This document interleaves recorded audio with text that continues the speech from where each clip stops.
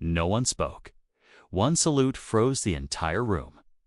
And in that silence, everything changed. The room was quiet, too quiet for a military briefing. Rows of officers stood straight, boots aligned, eyes forward.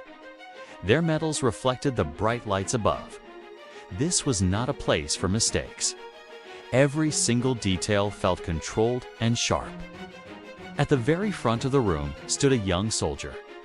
His uniform was clean, but you could see his hands were shaking. He was not supposed to be there, and that fact echoed loudly in his mind. This room was for senior officers and commanders, men and women with decades of service under their belts. But here he was, standing all alone. Private First Class Daniel Reyes. He was just 22 years old, with less than a year in the Army, and every eye in that room was on him. The pressure felt absolutely unbearable. Daniel swallowed hard. His heart was beating so loud he was sure everyone else could hear it. A few moments earlier, he had been standing outside, just waiting. He was convinced he was in serious trouble. That morning, a military vehicle had failed during a training exercise. Something had gone terribly wrong.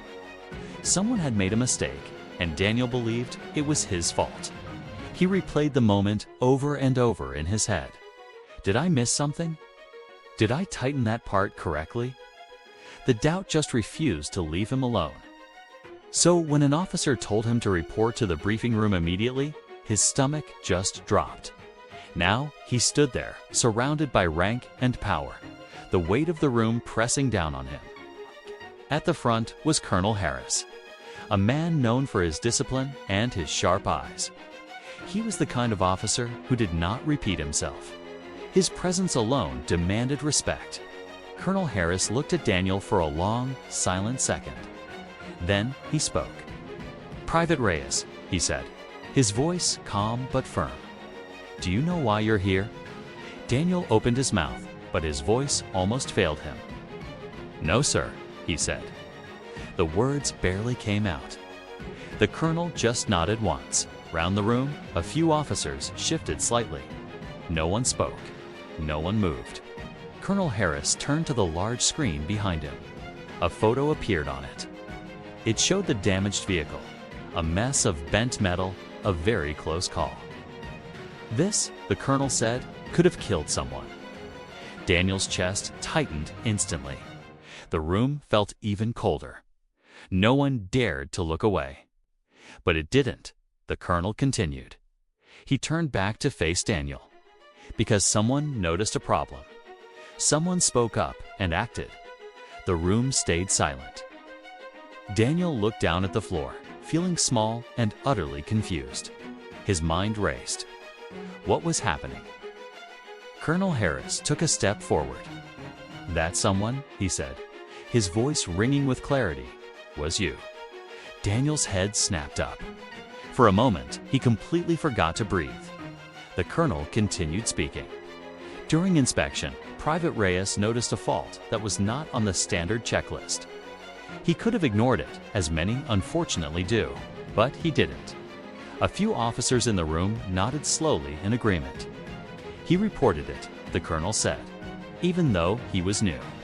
Even though it delayed the training exercise. Daniel felt his face heat up. Colonel Harris paused, letting the weight of his next words sink in.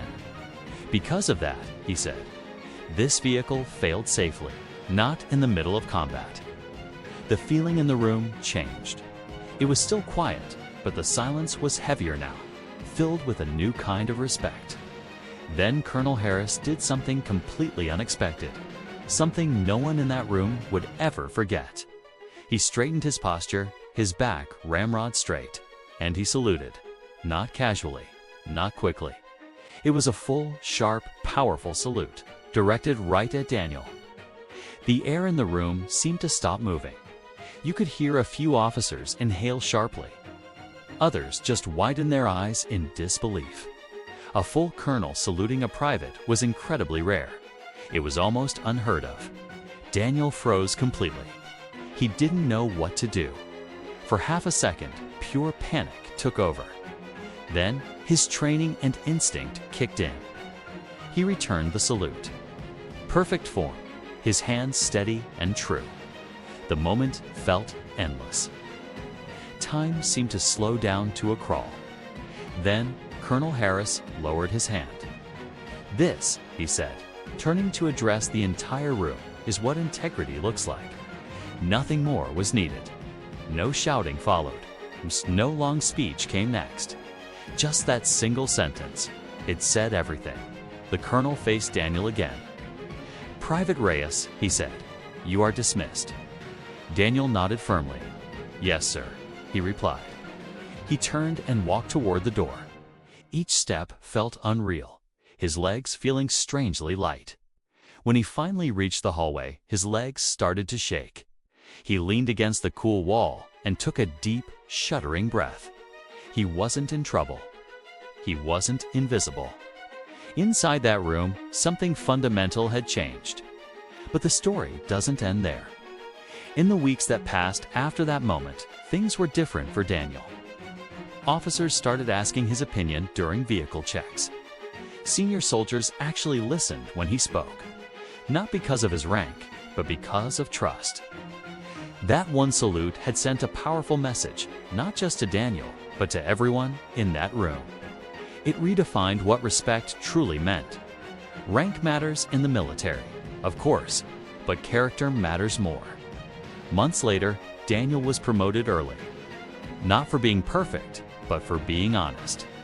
Years passed, and he found himself standing in a similar room. But now, he was an officer himself, standing with confidence. When a young soldier spoke up, nervous and unsure, just as he once was, Daniel remembered that salute. He understood its incredible power, and he returned the gesture. Because sometimes respect has to travel downward first. And one simple action in one silent room can truly change everything. What would you have done in Daniel's place? Tell me what you think down in the comments. If this story moved you, hit that like button and subscribe for more powerful stories just like this one. Thanks for watching.